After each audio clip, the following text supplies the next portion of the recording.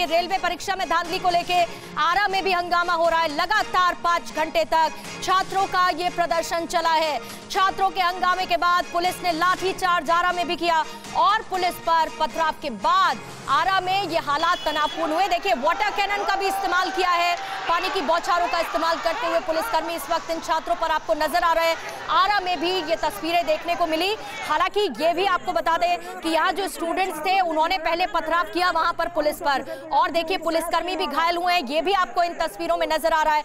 और इस पूरी स्थिति को समझना इसीलिए ज्यादा जरूरी है क्योंकि तस्वीरें अलग अलग जगह से लगातार सामने आती जा रही हैं। जहां पर छात्र प्रदर्शन कर रहे हैं, ये कल की तस्वीरें हैं। ये आरा में जहां पर इन प्रदर्शनकारियों को काबू में करने के लिए वाटर कैनन का इस्तेमाल किया, पत्थरबाजी, आपको इस सड़क पर ये पत्थर पड़े हुए नजर आ रहे हैं। और देखिए, ये वो छात्र हैं जो पत्थरबाजी भी कर रहे हैं। रोकने की कोशिश लगातार की जा रही है, पीछे धकेलने की कोशिश इन छात्रों के समूह को की गई क्योंकि ये प्रदर्शन कर रहे थे। और कल ये प्रदर्शन पूरे 5 घंटे तक चला है।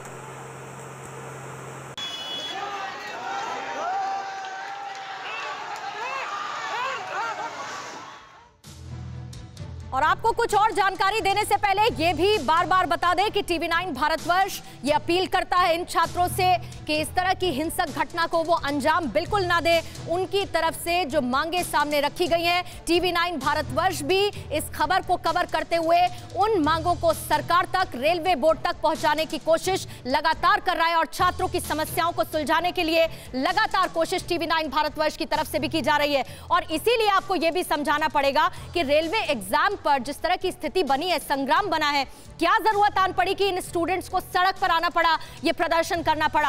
आरआरबी, एनटीपीसी और साथ ही ग्रेड 3 स्केल 1, ये दोनों ही ऐसी परीक्षा है जिनमें गड़बड़ी का आरोप लगा। गड़बड़ी का आरोप क्यों लगा? क्योंकि बहुत सारे कंफ्यूजन्स थे, ट्रांसपेरेंसी, पारदर्शिता इसमें स्टूडेंट्स को समझ में नहीं आई। नौकरी की आस के लिए परीक्षा उन्होंने दी थी। आरआरबी, एनटीपीसी परीक्षा के रिजल्ट में गड़बड़ी का आरोप लगातार लगता रहा और इसे लेकर छात्र अपनी मांगे आगे रखते रहे। एक ही कैंडिडेट का कई पदों पर चयन कर लिया। अब इस स्थिति को आप समझिए कि कंफ्यूजन ना हो तो आखिर क्यों ना हो।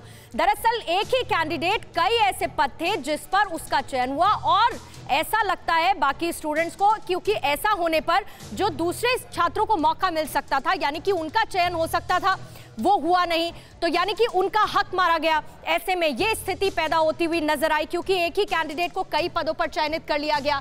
अब आगे ये समझिए कि कई ऐसे छात्र थे जिनका नाम, जो मेरिट लिस्ट होती है जिसके आधार पर उनका चयन किया जाता है, उन्हें नौकरी मिलती है, उस मेरिट लिस्ट में इन स्टूडेंट्स का नाम था ही नहीं और इसीलिए इन छात्रों में नाराजगी और ज्यादा बढ़ेगी। Railway group D scale 1 exam में भी गड़बड़ी का आरोप लगा। ये दूसरी परीक्षा का हम जिक्र कर रहे हैं, पहली की भी जानकारी आपको दी। ये दूसरी परीक्षा 2 साल पहले थी। ये ग्रुप डी की ये जो वैकेंसी थी, 2 साल पहले ये वैकेंसी निकाली गई थी। एक इंतजार पहले ही बहुत लंबा है, इस पूरी टाइमलाइन को समझना बहुत ज्यादा जरूरी है। 1.5 करोड़ स्टूडेंट्स इस एग्जाम में शामिल हुए 2 साल के लंबे इंतजार के बाद। तारीख निकली, एग्जाम दिया, 1.5 करोड़ स्टूडेंट्स उसमें शामिल होते हैं। क्यों? क्योंकि नौकरी की तलाश है। ग्रुप डी वाला एग्जाम कल यानी कि 25 जनवरी को हुआ। 25 जनवरी को जब ये एग्जाम हुआ, स्टूडेंट्स का ये आरोप है कि परीक्षा का पैटर्न बदल दिया गया, यानी कि परीक्षा का पैटर्न बदल दिया गया। और रूपेश जो है इसके बारे में बड़ी बारीकी से जानकारी दे रहे थे कि कहां से ये स्थिति बदलती हुई नजर आई और छात्रों को लगा कि इसमें अनियमितता हो रही है। हमारे साथ लव सिंह भी इस वक्त जुड़ चुके हैं जो कि जेडीयू से ताल्लुक रखते हैं। लव सिंह जी, ये आप बताइए कि आप जेडीयू के प्रवक्ता हैं, आप इस वक्त जो कहेंगे, इन छात्रों को कम से कम ये आश्वासन मिल पाएगा कि उनके साथ कुछ बुरा नहीं होने वाला है। रेलवे बोर्ड तो जो कह रहा है, धमकी दे रहा है, वो दे ही रहा है, लेकिन ये जरा समझाइए, वहां के वो छात्र हैं, ये भारत का भविष्य है, इनको जरा बताइए कि इनके साथ दिक्कत नहीं होगी। आश्वासन दीजिए इनको ताकि ये वही शांतिपूर्ण प्रदर्शन करें और अपनी मांग वैसे ही रखें जैसे ये पहले रख रहे थे। तो पूर्णिया मिश्रा जी, मैं आपको बता दूं कि छात्रों के साथ हमारी पूरी तरह से सहानुभूति है और हमारी पार्टी पूरी तरह से छात्रों के साथ खड़ी है, लेकिन इसमें कहीं से भी हिंसक प्रदर्शन कहीं से भी जायज नहीं है।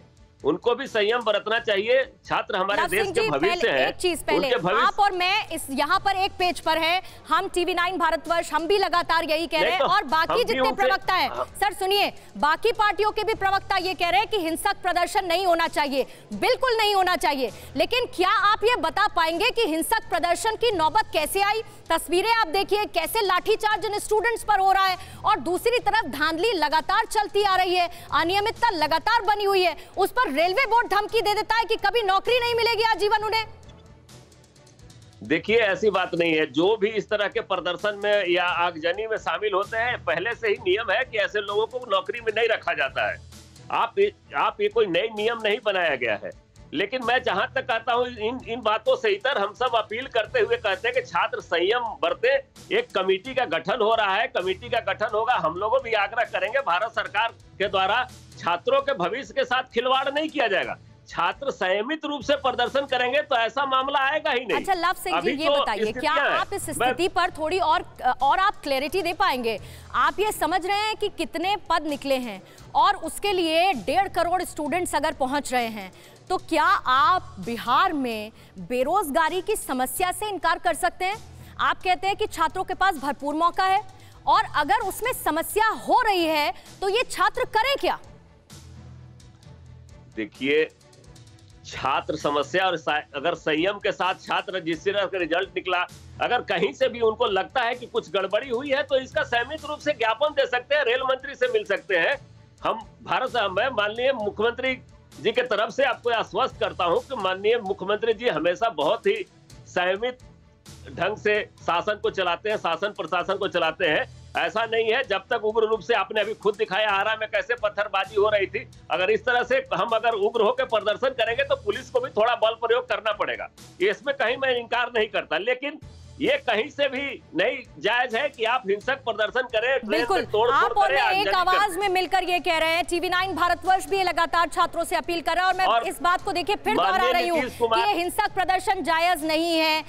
कोरोना धर्म नहीं देखता, जात नहीं देखता, अमीर गरीब ऊंच नीच नहीं देखता। कोरोना सिर्फ मौका देखता है, लेकिन आप उसे मौका मत दीजिए। बस इतना कीजिए, जब कभी दफ्तर से, बाजार से घर लौटिए तो इतना ख्याल जरूर रखिए, कहीं आपके साथ कोरोना आपके घर तो नहीं जा रहा।